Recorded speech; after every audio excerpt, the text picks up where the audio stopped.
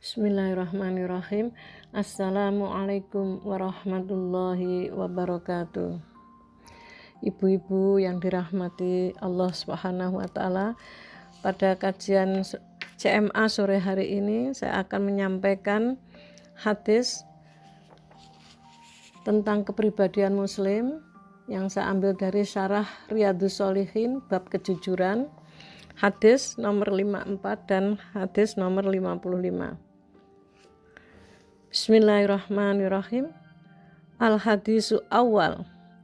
Ani ibni Mas'ud radhiyallahu anin Nabi sallallahu alaihi wasallam qol. Inna sidqa yahdi ilal bir, wa innal birra yahdi ilal jannah, wa innar rajula la yasduqu hatta yuktaba indallahi siddiqa, wa innal kadhiba yahdi ilal fujur, wa innal fujura yahdi ilan nar, wa innar rajula la yakdzibu hatta yuktaba indallahi kadzdzaba. Muttafaqun alaih. Artinya, dari Ibnu Mas'ud radhiyallahu an, dari Nabi sallallahu alaihi wasallam, beliau bersabda, sesungguhnya kejujuran itu membawa kepada kebaikan, dan sesungguhnya kebaikan itu membawa ke surga. Dan sesungguhnya seseorang selalu berbuat jujur sehingga ditulis di sisi Allah sebagai seorang yang jujur. Sesungguhnya kedustaan itu membawa kepada kejahatan, dan kejahatan itu membawa ke neraka. Dan sesungguhnya seseorang selalu berbuat dusta sehingga akan ditulis di sisi Allah sebagai seorang pendusta. Hadis riwayat muttafaqun alaih. Kosakata asing. Albir artinya, maksudnya sebutan menyeluruh bagi segala bentuk kebaikan.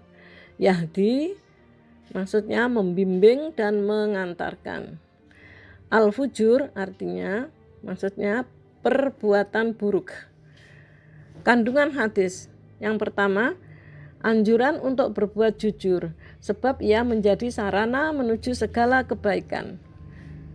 Yang kedua, larangan berbuat dusta dan anjuran agar tidak menganggap enteng terhadapnya, sebab ia menjadi sarana menuju segala kejahatan. Yang ketiga, barang siapa yang membiasakan diri dengan kejujuran, maka itu akan menjadi perangai baginya. Dan barang siapa membiasakan dusta, maka itu akan menjadi karakter baginya. Yang keempat, barang siapa terkenal dengan sesuatu, maka tepat baginya untuk dijuluki dengan julukan tersebut. Akhlak mulia diperoleh dengan membiasakan diri untuk menerapkannya. Sebab jiwa itu sangat terpengaruh oleh sebab-sebab yang dapat mengantarkannya kepada kebaikan dan akan merubah tabiatnya. Demikian juga sebaliknya. Yang keenam, amal soleh tempat kembalinya adalah surga, sedangkan perbuatan buruk tempat kembalinya neraka. Berikutnya adalah hadis nomor 55. Al-hadisus tsani.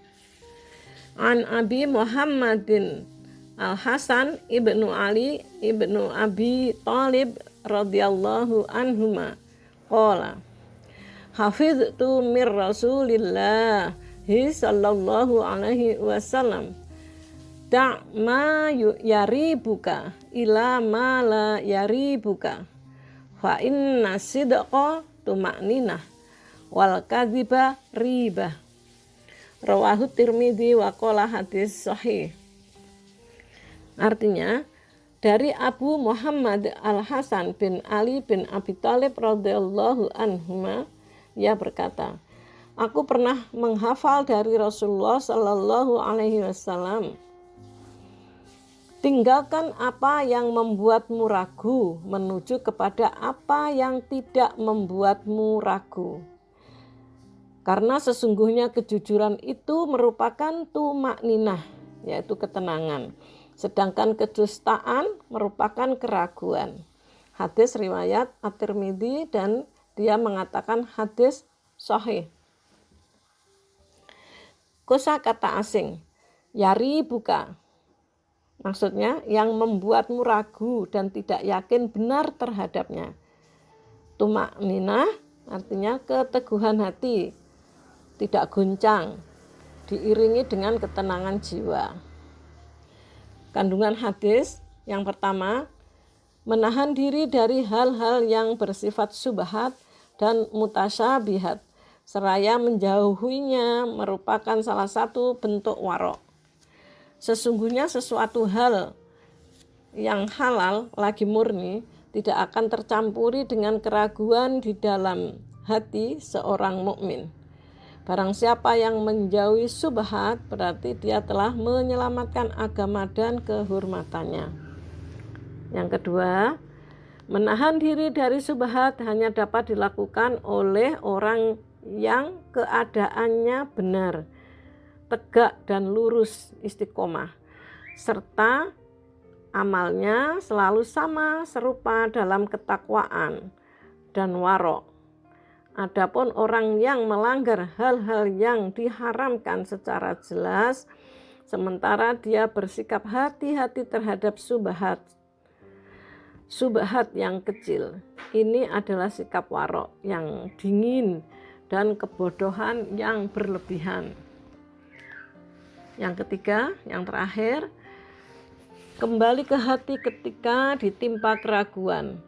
Apa yang menjadikan hati merasa tenang dan hati terasa lapang, maka hal itulah yang disebut dengan kebaikan dan suatu hal yang halal.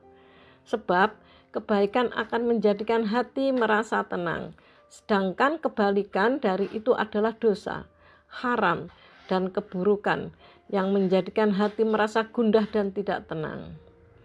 Dianjurkan agar di dalam hati tidak terdapat kecenderungan yang telah mendahulu atau hawa nafsu yang telah menguasai, karena kesimpulan-kesimpulan terakhir merupakan bayangan dari permulaan yang telah ada sebelumnya.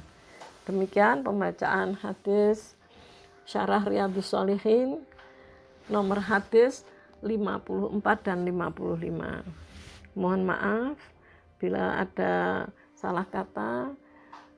Billahi taufiq wal hidayah. Assalamualaikum warahmatullahi wabarakatuh.